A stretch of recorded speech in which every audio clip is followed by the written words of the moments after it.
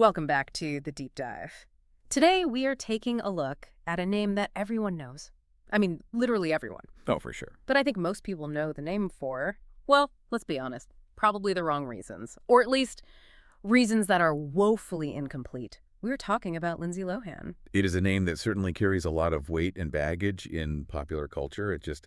It evokes a very specific era of the mid-2000s. Exactly. And I think for a lot of our listeners, especially if you were reading tabloids or scrolling the early internet around, say, 2007, the immediate association is it's the mugshots, right? The court appearances, the ankle monitors, the whole wild child narrative. Right. But when we actually sat down with the source material for this, which is this massive, comprehensive record of her entire career, the story is so much more interesting than just celebrity behaves badly. Right. If you strip away all that noise and you just look at the actual timeline, what we're looking at is a really fascinating case study of the entertainment industry itself. It's not just a biography. It's a story about the mechanics of child stardom, the brutal economics of Hollywood insurance and liability, which we are definitely going to get into that in detail, and ultimately, a really surprising lesson in personal resilience. I love that framing. We're moving past the gossip and looking at the work, because the work is actually kind of staggering when you lay it all out. It really is. We're talking about someone described by Roger Ebert, as having a Jodie Foster sort of seriousness. Right. That isn't a comparison you throw around lightly. That is about the highest praise you can get in this industry.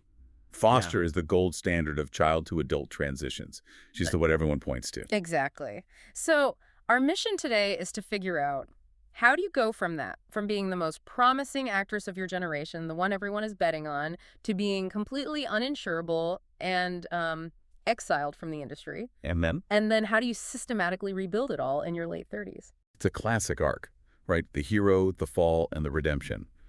But this one was played out in real time, under the harshest spotlight imaginable, before social media gave stars any ability to clap back or control their own story. That's such a good point. So let's unpack this. We need to rewind. And I don't mean to mean girls. I want to go back to the very beginning. Because looking at this timeline you've pulled, the math is barely mathing for me. You have her start date listed as 1989. That's right. She was born in 86. So we are talking about a toddler entering the workforce. We are, and I think workforce is exactly the right word, because this wasn't a case of, a cute kid getting spotted at the mall and doing one print ad for a local department store. She was signed to Ford Models at age 3, and between the ages of 3 and 10, she filmed over 60 television commercials. 60. Pause on that for a second. Yeah. That's not a hobby. That is a volume business. It's a grind, a serious grind. If you break that down, that is a commercial shoot roughly every 6 weeks consistently for 7 years. Plus auditions, plus callbacks, plus travel. We're talking major national spots. Wendy's, Pizza Hut. Big brands. She even did a Jell-O spot with Bill Cosby, which obviously plays very, very differently in retrospect, given what we know now. Yikes. Yeah, definitely a different historical context there. But the takeaway here isn't just the volume, it's the training. Think about what a commercial requires of a kid. You have to hit a mark, you have to smile on cue, deliver a line, and do it again and again and again under hot lights, with the director shouting instructions and a room full of clients watching you on a monitor. That sounds terrifying from an adult, let alone a 7-year-old. So by the time Lindsay Lohan was 10 years old, she had more on-set hours than most adult actors get in a decade. So she's not just talented, she's institutionalized. She's a technician. Precisely. Soap Opera Magazine, which is a great archival find in the source material, ran a profile on her when she was 10.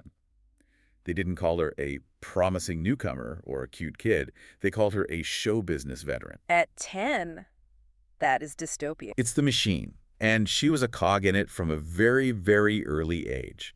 She had a recurring role on the soap opera, Another World for a year, playing Alexandra Alley Fowler. And soaps are a boot camp, right? So they're the ultimate boot camp. You learn lines today, you shoot them today, and you forget them tomorrow because you have 20 new pages to learn. It's incredibly fast-paced. And all of that boot camp prepared her for the moment everything changes. 1998, The Parent Trap. The remake of the 1961 classic, a huge deal for Disney. Okay, I have to confess something. I watched this movie religiously. I owned the VHS, and as a kid, I just thought, cool, twins.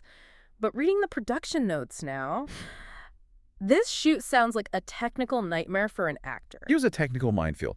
You have to remember, this is 1998. We don't have the seamless AI face-swapping technology we have today. Right.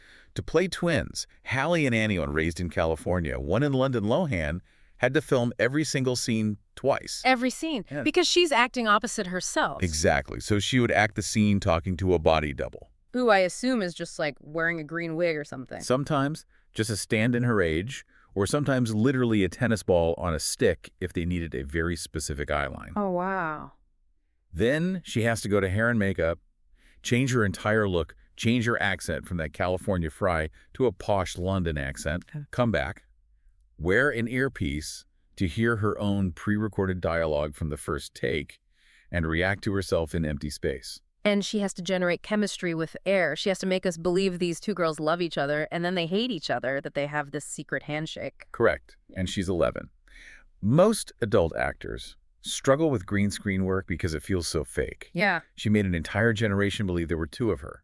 Kenneth Turan, who was the critic for the LA Times, actually wrote that she was more adept than her predecessor, meaning Haley Mills in the original, at creating two distinct personalities. That's fighting words for the boomers.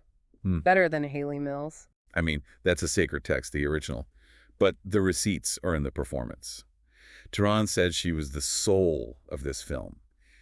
And the box office agreed. How'd it do? The film made $92 million worldwide. But more importantly, it locked her into a 3-picture deal with Disney. Yeah. She isn't just an actress anymore. She is now a corporate asset. She is the face of the studio for that entire tween demographic. That's it. And she does the work. She does Life Size with Tyra Banks. She does get a clue. But the next big pillar, the one that proves she isn't a one-hit wonder, is 2003. Freaky Friday. Another remake. Disney loves a Vol trade. They sure do. And another massive hit, $160 million worldwide. But there is a detail in the production history of Freaky Friday that I think is the absolute key to understanding Lindsay Lohan's career intelligence, even at 16. Oh, I think I know what you're going to say. This is the goth thing, right? Exactly. So in the original script, her character, Anna, was written as goth, like heavy eyeliner, chains, dark clothes, the works. Which, to be fair, was huge in 2003. Evanescence was topping the charts. It was a vibe. It was a very specific vibe. Yeah.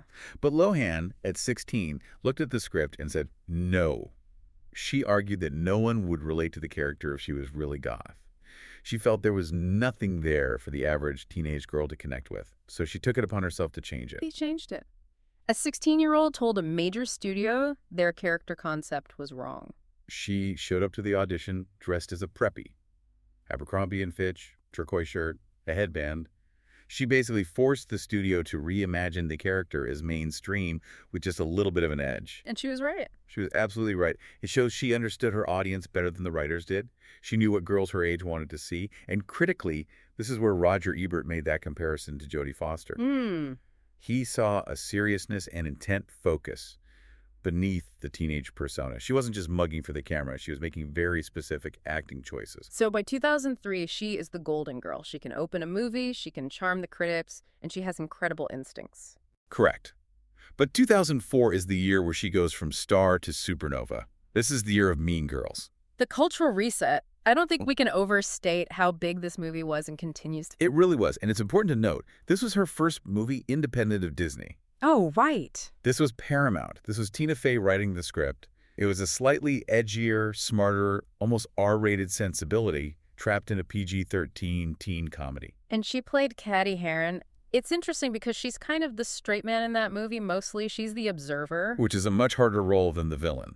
Regina George is the flashy role. Of course. But Lohan had to anchor the movie. She had to be the vessel for the audience. And the film grossed $129 million. And get this, Richard Brody at The New Yorker, again, this highbrow criticism, not a fan blog, later ranked her performance as the 11th best movie performance of the 21st century. Wait, of the entire 21st century, as in up against Daniel Day-Lewis and Cate Blanchett and everybody? As of when he wrote it in 2021, yes. That is the level of critical respect she commanded. She was cemented as the new teen movie queen. But this is also where the gears start to grind a little bit, right? Because with Mean Girls, the level of fame just changed. It went from popular actress to huntable prey. Drastically. Yeah. Vanity Fair noted that this was the moment she became a household name. And with that came the paparazzi.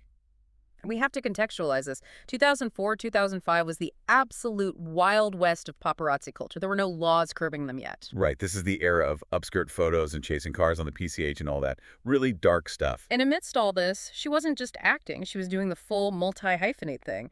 She released an album in 2004, Speak. Which went platinum. I feel like people treat her music career as a joke or a side project, but a platinum album is serious numbers. It sold over 1 million copies in the U.S. And the lead single, Rumors, I mean, talk about art imitating life. I'm tired of rumors starting. I'm sick of being followed. Exactly. She was literally singing about the cage she was being built into. She was trying to use pop music to control the narrative that was spiraling out of her control. And then came the second album in 2005, a little more personal raw, which, Yeah. great title. And a gold-certified album. Yeah. So, still a success. But the key moment here is the music video for the single Confessions of a Broken Heart, Daughter to Father. This video is intense. I remember seeing it premiere on TRL and the room just going quiet. It is. Lohan directed it herself. And it's a very raw dramatization of the abuse and pain her family suffered at the hands of her father, Michael Lohan. Her sister Ollie is in the video, right? Crying in the bedroom. She is. It's a very public processing of trauma. And it shows that she wasn't just a pop product being handed songs. She was trying to express something very real and very painful about her home life, which was, by all accounts, incredibly chaotic. Her parents separated, reunited, separated again. Her father had all kinds of legal troubles. She was living in a pressure cooker, both publicly and privately. So we have this picture of 2005. She's starring in Herbie, fully loaded, which makes $144 million. She has a hit album. She's hosting Saturday Night Live. She is on the cover of Vanity Fair. She is on top of the world. But the cracks are starting to show. And 2006 is really where we see the pivot and then the beginning of the slide. Right. She tries to transition to adult roles. She wants to be taken seriously as an adult actress, not just a teen idol. She wants her Jodie Foster Silence of the Lambs moment. And the first step of that transition was Rocky, a movie called Just My Luck, released in May 2006. I remember this one. Chris Pine was in it before he was Captain Kirk. It opened to $5.7 million. Brandon Gray at Box Office Mojo called it the moment that broke her winning streak. It was her first real flop. Yeah. And it earned her her first Golden Raspberry nomination for Worst Actress. Ouch. The Razzies. That's the first real public mark on the record. But, and this is the fascinating contradiction of Lindsay Lohan, at the exact same time she is getting a Razzie nomination for a silly rom-com, she's doing incredible work in independent films. She does A Prairie Home Companion with Robert Altman. A legend. And she's acting alongside Meryl Streep. And Meryl Streep liked her. I recall reading that quote. Meryl Streep said, quote, "She's in command of the art form and is completely, visibly living in front of the camera." I mean, if Meryl Streep says that about you, you can ignore the Razzies. You frame that quote and you put it on the mantle. That's all that matters. You would think. She also did Bobby, the Emilio Estevez film about the RFK assassination. She was nominated for a Screen Actors Guild Award as part of that ensemble cast. Okay. So in 2006, the industry is split. Is she the Just My Luck flop, or is she the next serious dramatic actress who works with Meryl Streep? But then comes 2007, the year everything unraveled. 2007 is the turning point. And it all centers around the production of a movie called Georgia Rule. This is the movie with Jane Fonda and Felicity Huffman, a really heavy hitter cast. Yes. But during filming, Lohan was hospitalized. Her reps put out a statement saying she was overheated and dehydrated. Standard Hollywood exhaustion. But the studio executive, a man named James G. Robinson, the CEO of Morgan Creek Productions, did something completely unprecedented. He made a private letter he sent to her in public. I remember this letter. It was brutal. It leaked everywhere. It was devastating to her career. He called her irresponsible and unprofessional. But the kill shot, the sentence that really destroyed her reputation inside the industry, was this: "We are well aware that your ongoing all-night heavy partying is the real reason for your so-called exhaustion." He said the quiet part out loud. He put it on company letterhead. And you put it on the record. And this changed the conversation from, is she a wild child, to, is she in breach of contract? And this introduces the concept that actually killed her career. It wasn't the bad press. It was something called the completion bond. Okay, let's stop here. We need to break this down because I think people assume if a studio wants to hire you, they just hire you. They think Hollywood runs on star power. Right. But you're saying it runs on insurance. What is completion bond? So independent films, and even many studio films, are almost always funded by bank loans. The bank says, We will lend you $50 million to make this movie, but you have to guarantee us that the movie will actually get finished so we can sell it and get our money back. Right. Because if the star goes to jail or goes to rehab or just disappears halfway through the shoot, the movie stops, the footage is useless, the bank loses everything. Exactly. So the producers hire a third-party insurance company to issue a completion bond. It's basically an insurance policy that says if this movie falls apart for any reason, we, the insurance company, will pay the bank back. It's like collision insurance for a movie production. Yes. And after Georgia Rule and after the DUIs in 2007, the insurance companies, not the studios, the insurance actuaries, looked at Lindsay Lohan and said, the risk of her not finishing the shoot is too high. They saw her as a bad bet. A 100% bad bet. So they refused to insure any film she was in. Or they would say to a producer, sure, we'll insure the film, but we are specifically excluding Lindsay Lohan from the policy. Which means if she messes up, the producers are on the hook for millions of dollars personally. And no producer, no matter how much they like her talent, can take that risk. It's financial suicide. Wow. So that's the fascinating part. She wasn't blacklisted by some secret cabal of executives smoking cigars who hated her. She was blacklisted by math. She was priced out of the market by risk assessment algorithms. She literally became unemployable in the strictest legal and financial sense. And we saw the fallout immediately. The roles just disappeared. Immediately. She was dropped from a film called Poor Things. She was replaced in The Edge of Love specifically because of insurance reasons. Keira Knightley stayed. Sienna Miller stepped in. Lohan was out. And then came the production of I Know Who Killed Me. This movie is legendary for all the wrong reasons. It's a psychological horror thriller where she plays a stripper with a dual personality. It's a dark, twisted mirror of the Parent Trap, really. But the production was just chaotic, right? Yeah. She was filming during the day and going to rehab at night. Just think about that schedule. You are in recovery, dealing with withdrawal or intense therapy, and then spending 12 hours on a set playing a torture victim. That sounds like a recipe for a mental break. It's unsustainable. It was. The film was a critical and commercial catastrophe. It earned an abysmal $3.5 million opening. And at the Razzies that year, Lindsay Lohan won Worst Actress twice. Twice? How do you win twice? She tied with herself. She tied with herself. Because she played twins. She won first and second place for Worst Actress. That is, I mean, you have to laugh or you'd cry, but it really signals the absolute bottom. It marked the absolute nadir. Industry insiders were quoted everywhere saying she was unemployable until she could prove sobriety for a sustained period. The wilderness years had officially begun. So let's talk about those wilderness years. This is roughly 2008 to 2013. She's clearly trying to work, but she can't get a major role because of this Bond issue. She's taking what she can get. She does a guest star on Ugly Betty, which was a huge show at the time. But the stint ended early. There were all these rumors of clashes on set. Then she does a movie called Labor Pains. Right, where she pretends to be pregnant to keep her job at a publishing house. Which, crucially, did not go to theaters. Yeah, no. It went straight to TV on ABC Family. A pretty far cry from opening a $100 million Disney movie globally.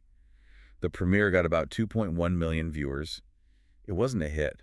Then she appeared in Machete in 2010, the Robert Rodriguez film, where she played a drug-using socialite who puts on a nun's habit and wields a machine gun. It felt like she was leaning into the chaotic image. It was very campy. It was. The reviews were mixed. Some said she was terrible. Variety was kind and said it was her best work in some time. But she didn't even participate in the promotion because she was back in rehab or dealing with legal issues. She wasn't present for her own career. And then there's Liz and Dick, the Lifetime movie where she played Elizabeth Taylor. I remember the hype for this. Everyone wanted it to be the comeback. Lindsay plays Liz. It made sense on paper. And instead, it was panned. The Hollywood Reporter called her performance woeful. And once again, the old pattern repeated. Paramedics were called to her hotel during production for exhaustion. The insurance companies just looked at that and said, see, we were right. She's still a risk. But there is one project in this era that I find really, really fascinating. The Canyons. This is a really strange, unique artifact. Yeah. It was 2013. It was directed by Paul Schrader, who wrote Taxi Driver, and written by Bret Easton Ellis, who wrote American Psycho. That is a serious pedigree. Those are edgy, brilliant, difficult guys. It is. But no studio would touch it, especially with her attached. So it was low-budget, indie, guerrilla filmmaking. Got a low budget. It was funded by Kickstarter. Lohan was paid $100 a day. $100 a day. That's production assistant money. plus a share of the profits, if there were any. But she wasn't doing it for the money. She was doing it for the credibility. She wanted to show she could still work with an auteur like Schrader. And how did that go? Well, the New York Times Magazine ran this huge, now famous article about the production, describing it as fraught with conflict. Lohan was reportedly difficult, unpredictable, holding up production. It sounded like a complete disaster. But, and here's the kicker, when the movie actually came out, the reviews of her were fascinating. Were they good? Variety called her performance very affecting. Salon called her almost incandescent. So it's like, even in the absolute chaos, the talent is still there. It's just buried under so much other stuff. She has this raw ability to hold the screen. Exactly. She has this natural charisma that the camera just loves, even when her life is falling apart around her. But the industry couldn't handle the baggage that came with it. And her life was being documented on reality TV, too. She did that show with Oprah. Lindsay, on the OWN network, an 8-part docuseries in 2014. It was supposed to be about her recovery and moving to New York. Oprah was trying to be this mentor figure. But the ratings slipped as the show went on. It was, frankly, just painful to watch someone struggling in high definition. And she revealed something really personal and tragic in the finale, right? She revealed that she had suffered a miscarriage during the filming, which is why she'd been absent or emotional during parts of the production. Right. It was just a stark reminder of the human toll behind the headlines. We were consuming her pain as content. So by 2014, the U.S. media landscape is just toxic for her. She can't move without a camera in her face. Every mistake is global news. So she does something drastic. She leaves. She moves to Dubai. Why Dubai? I mean, it's glamorous, but it's not exactly an acting hub. Privacy. It's a very, very different legal environment regarding photography. In Dubai, it is strictly illegal to take photos of people without their consent. You can face jail time or even deportation. Wow. For someone who had been hunted by photographers since she was 17, that must have felt like being able to breathe for the first time. She basically found a sanctuary city from the paparazzi. Exactly. And once she was there, she tried to pivot again. If she couldn't act, she would become a business mogul. She leaned into the Lohan brand. We have to talk about the entrepreneurship phase because it's varied. That's a polite way to put it. It was chaotic. She started with fashion way back in 2008 with a leggings line called 6126. Named after Marilyn Monroe's birthday, she's always had that Marilyn obsession. Right. And the leggings actually did okay for a while. It was a simple product. But then came the Ungaro disaster. Oh, I vaguely remember this. She was named an artistic advisor for a legendary French fashion house. Emmanuel Ungaro. Yeah. A legendary house. They were desperate for press, so they hired Lindsay to collaborate with their designer, Estrella Arch, in 2009. And they went to Paris Fashion Week. They did, at the Louvre, the biggest stage in fashion. And it was a bloodbath. I want to paint a picture for you of what went down that runway. Please do. The models walked out wearing these incredibly loose, baggy leggings, blazer jackets that didn't fit, and I am not making this up, pasties. Pasties, like sequined nipple covers, at the Louvre during Paris Fashion Week. Sequined heart-shaped pasties. It looked like a 2.0 AM craft project gone wrong. It was just tacky. The fashion press didn't just dislike it, they were insulted. Women's Wear Daily called it an embarrassment. One critic called it a horror show. It sounds like she was trolling them, but I don't think she was. It felt like it.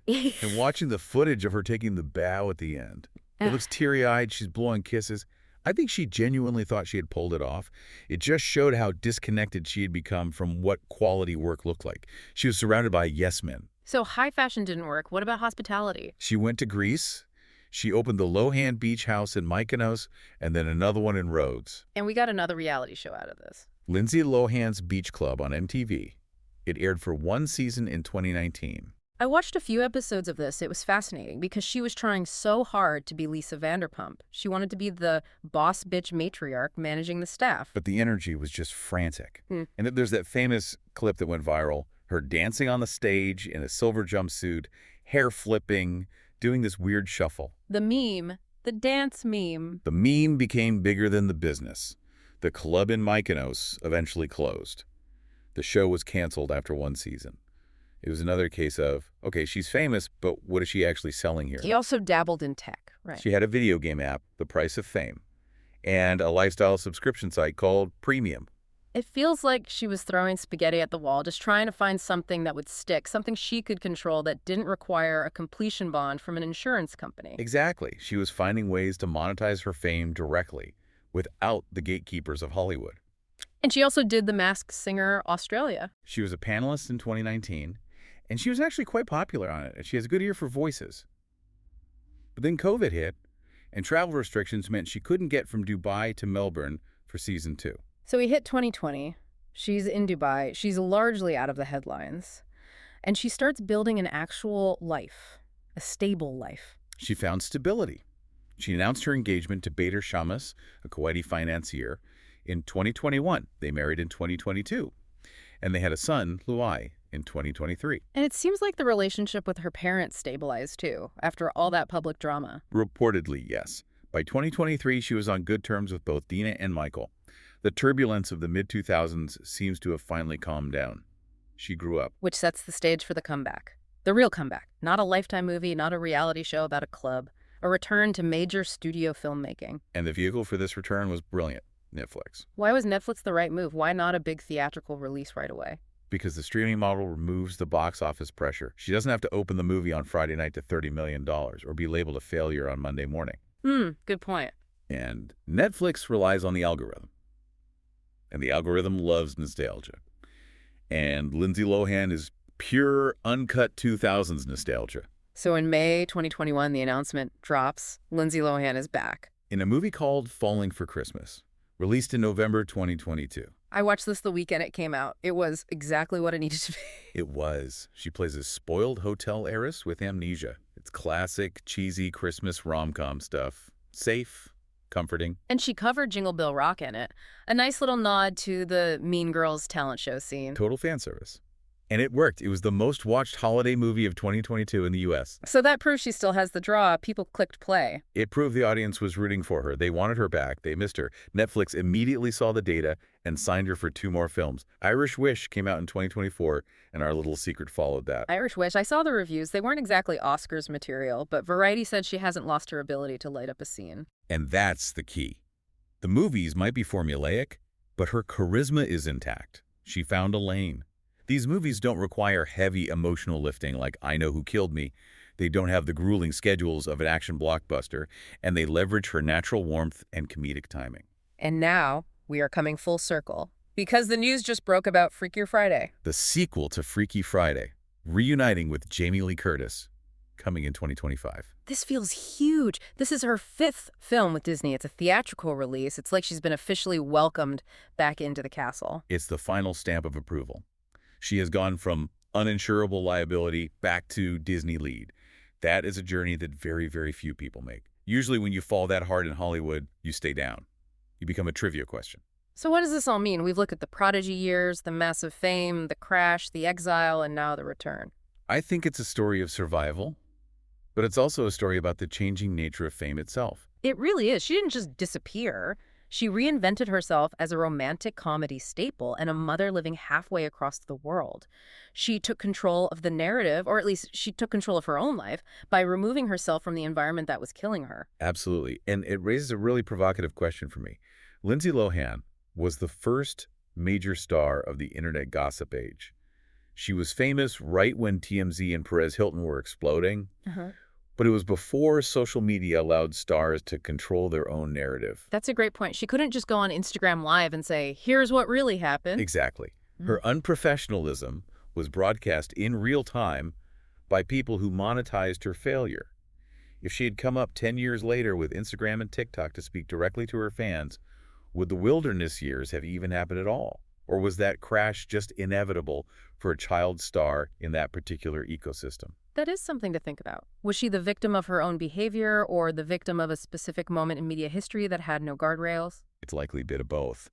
But the fact that she is standing here today, starring in Disney movies again and raising a family, is a testament to some incredible fortitude.